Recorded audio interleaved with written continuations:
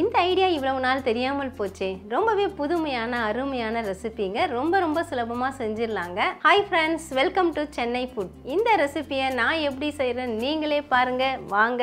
இந்த ரெசிபி செய்யறதுக்காக நான் 250 கிராம் அளவுள்ள மெஷரிங் கப்பில் அவல் எடுத்திருக்கேங்க. அதாவது லேஸ் அவல்னு சொல்லுவாங்க, மெலிசாக இருக்கக்கூடிய அவல். இது அப்படியே உடைச்சா கூட உடையும், அந்த மாதிரி மெலிசாக இருக்கக்கூடிய அவல் நான் எடுத்திருக்கிறேன். இதை நம்ம ஒரு மிக்சிங் பவுலுக்கு மாற்றிக்கலாம். மாற்றிட்டு இதில் நாம் கொஞ்சமாக தண்ணி சேர்த்துக்கலாம். அவலை நம்ம ஒரு முறை அலசி எடுத்துக்கணும். அதில் தும்பு தூசி எல்லாமே இருக்குங்க. அதனால் அலசிட்டு இதை தண்ணியை வடிச்சிட்டு நான் எடுத்துகிட்டு வந்துடுறேன். அவலில் இருந்த தண்ணி எல்லாத்தையுமே நான் வடித்து எடுத்துகிட்டு வந்துட்டேங்க. நாம் அந்த தண்ணி ஊற்றி அலசும் பொழுதே பார்த்திங்கன்னா இந்த அவல் உடனே ஊறிடும். ரொம்பவே சாஃப்டாக தான் இருக்கும். ஆனாலும் இது ஒரு 2 நிமிஷம் நாம் மூடி போட்டு விட்டுடலாம். இது நான் மெலிஸ் அவலுங்கிறதுனால ஒரு 2 நிமிஷம் மூடி போடுறேன். உடனே நான் தண்ணி வடிச்சிட்டேன். இதே நீங்கள் கெட்டி அவல் எடுத்திங்கன்னா 10 நிமிஷம் ஊற விட்டுட்டு அதுக்கப்புறமா தண்ணி வடித்து எடுத்துக்கோங்க. மூடி போட்டு 2 நிமிஷம் ஆயிடுச்சுங்க. நான் மூடி ஓப்பன் பண்ணிடுறேன். பாருங்கள், அவெல்லாம் அந்த ஈரப்பதத்திலே நல்லா ஊறிட்டு அப்படியே உதிரி ஆகிட்டுருக்குது. இப்படி கையில் நம்ம எடுத்து இப்படி நசிச்சோம்னா நல்லா மசியுது பாருங்கள். இந்த அளவுக்கு ஊறினாலே போதும். நம்ம இதுக்குன்னு தண்ணி எதுவும் சேர்க்கலை, அலசறதுக்கு பயன்படுத்தினா அந்த ஈரப்பதம் தான். ஒரு மிக்சி ஜார் எடுத்துகிட்டு அதில் இந்த அவலை மாற்றி விட்டுக்கலாம். அவல் எல்லாத்தையும் நான் மிக்சி ஜாருக்கும் மாற்றிட்டேங்க. நம்ம எந்த கப்பில் அவல் எடுத்தோமோ அதே கப்பில் 1/2 கப்பு வெள்ளை ரவை எடுத்துக்கோங்க. வறுத்த ரவை வறுக்காத ரவை எது வேணாலும் பயன்படுத்திக்கலாம். அதையும் இதில் சேர்த்துக்கிறேன். அவல் எடுத்த அதே கப்பில் 1/2 கப்பு கெட்டி தயிர் எடுத்துக்கோங்க. அதையும் இதில் சேர்த்துக்கலாம். நம்ம தண்ணி எதுவும் சேர்க்க வேண்டாங்க. தேவைப்பட்டால் ஒரு டேபிள் ஸ்பூன் சேர்த்துக்கோங்க. இந்த மாவு நம்ம கெட்டியாக தான் அரைக்கணும். நான் 1 டேபிள் ஸ்பூன் அளவுக்கு தண்ணி சேர்த்து அரைச்சேங்க. இந்த அளவுக்கு நல்லா கெட்டியாக அரைப்படணும். இதை நம்ம ஒரு பவுலுக்கு மாற்றிக்கலாம். அரைச்சதை நான் பவுலுக்கு மாற்றிட்டேங்க. ஒரு பெரிய வெங்காயத்தை பொடியாக சாப் பண்ணி வச்சுருக்கேன், அதை இதில் சேர்த்துக்கிறேன். ஒரு பெரிய பச்சை மிளகாயை பொடியாக நறுக்கி வச்சுருக்கேன், அதையும் இதில் சேர்த்துக்கிறேன். உங்களுக்கு காரம் கூடுதலாக வேணும்னா எக்ஸ்ட்ரா பச்சை மிளகாய் சேர்த்துக்கோங்க.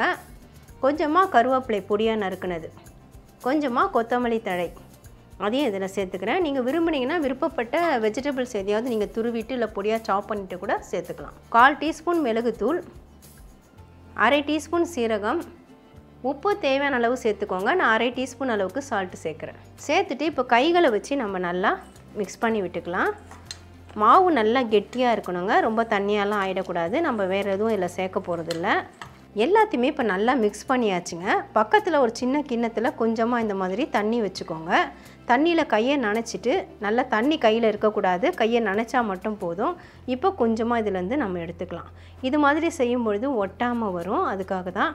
எடுத்துகிட்டு இந்த மாதிரி உருட்டிட்டு வாழை இலையை நான் கட் பண்ணி வச்சுருக்கேங்க, சின்ன சின்னதாக ரவுண்டாக. இதில் வச்சுட்டு அப்படியே தட்டிக்கலாம். கையில் ஒட்டுற மாதிரி இருந்தால் இந்த மாதிரி தண்ணியில் கை வச்சுட்டு லைட்டாக ஒரு ப்ரெஸ்ஸிங் கொடுத்துக்கோங்க. வாழை இலை சைஸுக்கு கொடுத்தா போதும். இப்படி வாழை இலை பயன்படுத்தலை அப்படின்னா நீங்கள் எண்ணெய் தடவிக்கலாம். இதை நம்ம இட்லி தட்டில் தான் வைக்க போகிறோம். இந்த மாதிரி ஒரே லெவலாக பண்ணிவிட்டு நடுவில் ஹோல்ஸ் போட்டுக்கோங்க. இதை நாம் இட்லி தட்டில் வச்சு தான் வேக விட போகிறோம். நான் இட்லி தட்டில் வச்சுட்றேன். இதே மாதிரி எல்லாத்தையும் நாம் ரெடி பண்ணிக்கலாம்.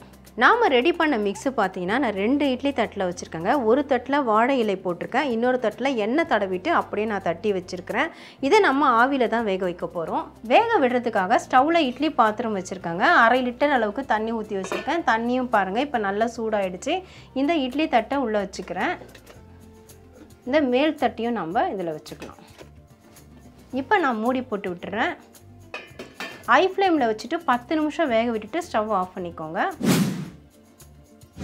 10 நிமிஷம் வேக விட்டுட்டு நான் ஸ்டவ் ஆஃப் பண்ணிட்டேங்க. இப்போ நான் மூடி ஓப்பன் பண்ணுறேன். நல்லா வெந்திருக்குது. இந்த தட்டை நம்ம வெளியே எடுத்துகிட்டு நல்லா ஆற விட்டுடலாம். வேக வச்சுட்டு நான் வெளியே எடுத்துட்டேங்க 2 தட்டுமே. இப்போ நல்லா சூடு ஆறிடுச்சு. இதில் நம்ம வாழை இலை போட்டிருக்கனால எடுக்கிறதுக்கு ரொம்ப சுலபமாக இருக்கும். அதே மாதிரி இதிலேருந்தும் நம்ம அப்படியே ஈஸியாக கழட்டி எடுத்துடலாம். இந்த மாதிரி நீக்கிட்டாலே போதும், ஈஸியாக வந்துடும். இதே மாதிரி தான் நம்ம எல்லாத்தையும் எடுத்துக்க போகிறோம். உங்களுக்கு எடுத்து காட்டுறதுக்காக ஒரு பீஸ் மட்டும் எடுத்து காமிச்சேன். இதில் பார்த்தீங்கன்னா நம்ம எண்ணெய் தடவி தான் வச்சோம். லைட்டாக அப்படி ஸ்பூனை வச்சு தூக்குனாலே போதுங்க, இதுலேயும் ஈஸியாகவே வந்துடும். ஒரு ட்ராப் தான் நான் எண்ணெய் தடவி வச்சேன். நல்லாவே வெந்து வந்திருக்குது. அதாவது எண்ணெய் சேர்க்க வேண்டாம் அப்படின்னு நினைக்கிறவங்க இந்த மாதிரி அப்படியே வேக வச்சுட்டே சாப்பிட்லாங்க. இதில் எல்லாமே நம்ம சேர்த்துருக்கோம், உப்பு காரம் எல்லாமே சேர்த்துருக்கோம். இப்போ நான் என்ன செய்ய போகிறேன் அப்படின்னு பார்த்தீங்கன்னா, ஒரு தட்டில் இருக்கிறத மட்டும் நான் பிளேட்டுக்கு மாற்றுறேன். இன்னொரு தட்டில் இருக்கிறத வந்து நான் ஷாலோ ஃப்ரை பண்ண போகிறேன். வீட்டில் குழந்தைங்க இருந்தாங்க அப்படின்னா அவங்க வந்து இந்த மாதிரி சாஃப்டாக செஞ்சு கொடுத்தா சாப்பிட மாட்டாங்க. அவங்க வந்து முறுமுறுப்பாக கேட்பாங்க. அவங்களுக்கு வந்து நம்ம ஷாலோ ஃப்ரையாக பண்ணி கொடுக்கலாம். நான் 2 விதமாகவும் நான் உங்களுக்கு செஞ்சு காட்டுறேன். இதை மட்டும் நான் இப்போ பிளேட்டுக்கு மாற்றிக்கிறேன். ஷாலோ ஃப்ரை பண்ணுறதுக்காக ஸ்டவ் ஆன் பண்ணிவிட்டு ஸ்டவ்வில் பேன் வச்சுருக்கோங்க. ஹை ஃப்ளேம்லேயே வச்சுக்கோங்க. நீங்கள் கடாயில் கூட பொரிச்சு எடுத்துக்கலாம், டீப் ஃப்ரை கூட பண்ணிக்கலாம். நான் 4 டேபிள் ஸ்பூன் அளவுக்கு சமையல் எண்ணெய் சேர்த்துக்கிறேன். எண்ணெய் நல்லா சூடாகட்டும். எண்ணெய் குறைவாக சேர்க்கணும்னு நினைக்கிறவங்க இந்த மாதிரி ஷாலோ ஃப்ரை பண்ணிக்கலாங்க. இல்லை டீப் ஃப்ரை பண்ணால் தான் பிடிக்கும்னா நீங்கள் அப்படியே செஞ்சு சாப்பிட்டுக்கலாம். இப்போ எண்ணெய் நல்லா சூடாயிடுச்சுங்க. நம்ம வேக வச்ச அந்த பீசஸை இதில் சேர்த்துக்கலாம். மிதமான தீயில் வச்சுட்டு ஒரு 2 நிமிஷம் நாம் திருப்பி விட்டு எடுத்தாலே போதும். நல்ல முறுமுறுப்பாகிடும். நான் மொத்தம் 4 பீஸ் போட்டிருக்கேன். இப்போ நாம் பரட்டி விட்டுக்கலாம்.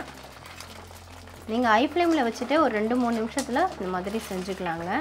நல்ல முறுமுறுப்பாக இருக்கும். ஏற்கனவே நம்ம வேக வச்சுட்டோம், அதனால் வேகணுன்ற அவசியம் இல்லை. அந்த முறுமுறுப்புக்காக தான் நம்ம ஷாலோ ஃப்ரை பண்ணுறோம். 2 பக்கமும் நான் பரட்டி விட்டுட்டேங்க. பாருங்கள், நல்ல கோல்டன் கலரில் வந்துருச்சு. இந்த மாதிரி வந்தால் போதும். நல்ல முறுமுறுப்பாக இருக்கும். இப்போ பேன்லேருந்து நம்ம ஒன்று ஒன்றா எடுத்துடலாம். நல்லா எண்ணெய் வடிய விட்டுட்டு எடுத்துக்கோங்க. நான் எல்லாத்தையும் பிளேட்டுக்கு மாற்றிட்டேங்க. நல்லா முறுமுறுப்பாக இருக்குது. எண்ணெய் பாருங்கள், நம்ம ஊற்றின எண்ணெய் அப்படியே இருக்குது. நம்ம வேக வச்சு சேர்த்ததுனால எண்ணெய் எதுவுமே எடுத்துக்கல. அதாவது எண்ணெய் குடிக்கவே இல்லை. நம்ம இந்த மாதிரி வேக வச்சு செய்யும் பொழுது எண்ணெயும் குடிக்காது. இன்னொரு விஷயம், நல்லா முறுமுறுப்பாக இருக்கும். உங்களுக்கு இந்த மாதிரி செய்ய முடியும்னு செஞ்சு காட்டுறதுக்காக தான் நான் பொரிச்சு காமிச்சேன். அவ்வளவுதான் ஃப்ரெண்ட்ஸ். 1 கப்பு அவலும், 1/2 கப்பு ரவை, 1/2 கப்பு தயிர் வச்சு அருமையாக நம்ம ஸ்நாக்ஸ் ரெடி பண்ணிட்டோம். இது ஈவினிங் ஸ்நாக்ஸாக செஞ்சு கொடுத்தா குழந்தைங்க விரும்பி சாப்பிடுவாங்க. நல்ல ஃபில்லிங்காக இருக்கும். இது எதுக்காக நம்ம வேக வச்சு செஞ்சோம் அப்படின்னு பார்த்தீங்கன்னா, சுகர் பிபி இருக்கிறவங்களாம் வந்து எண்ணெய் சேர்க்க வேண்டாம், அப்படியே நம்ம எண்ணெயில் பொரிச்சதை கொடுத்தா அவங்களுக்கு உடனே சுகர் அதிகமாகிடும், பிபி அதிகமாகிடும்னு பயப்படுவாங்க. அந்த மாதிரி இருக்கிறவங்களாம் வேக வச்சதே சாப்பிட்டுக்கலாங்க. அருமையாக டேஸ்டியாக இருக்கும். ஆனால் வீட்டில் இருக்கக்கூடிய குட்டீஸ்லாம் பார்த்தீங்கன்னா நல்லா முறுமுறுப்பாக ஸ்நாக்ஸ் கொடுத்தா தான் சாப்பிடுவாங்க. அவங்களுக்காக இந்த மாதிரி ஷாலோ ஃப்ரை பண்ணி நம்ம கொடுக்கலாம். டீப் ஃப்ரை பண்ண வேண்டிய அவசியம் கிடையாது.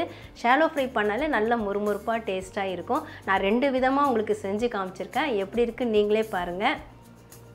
எல்லாத்தையும் நான் பிளேட்டுக்கு மாற்றி வச்சுருக்கேன். இப்போ 2மே நான் உங்களுக்கு டேஸ்ட் பண்ணி காட்டுறேன்.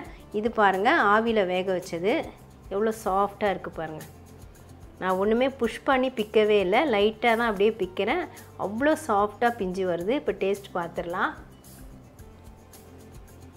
சூப்பராக இருக்குது. சூப்பராக இருக்குதுங்க. ரொம்ப ரொம்ப சாஃப்டாக டேஸ்ட்டாக இருக்குது. நம்ம சேர்த்த அந்த சீரகம் எல்லாமே ஃப்ளேவர் நல்லா தெரியுது. அந்த வெங்காயம், கொத்தமல்லி, பச்சை மிளகாய் எல்லாமே, அதாவது காரம் வந்து கரெக்டாக இருக்குதுங்க. நான் ஒரே ஒரு பச்சை மிளகாய் தான் சேர்த்தேன், வேறு எந்த காரம் சேர்க்கல. 1/4 டீஸ்பூன் நம்ம மிளகுத்தூள் சேர்த்துருந்தோம்.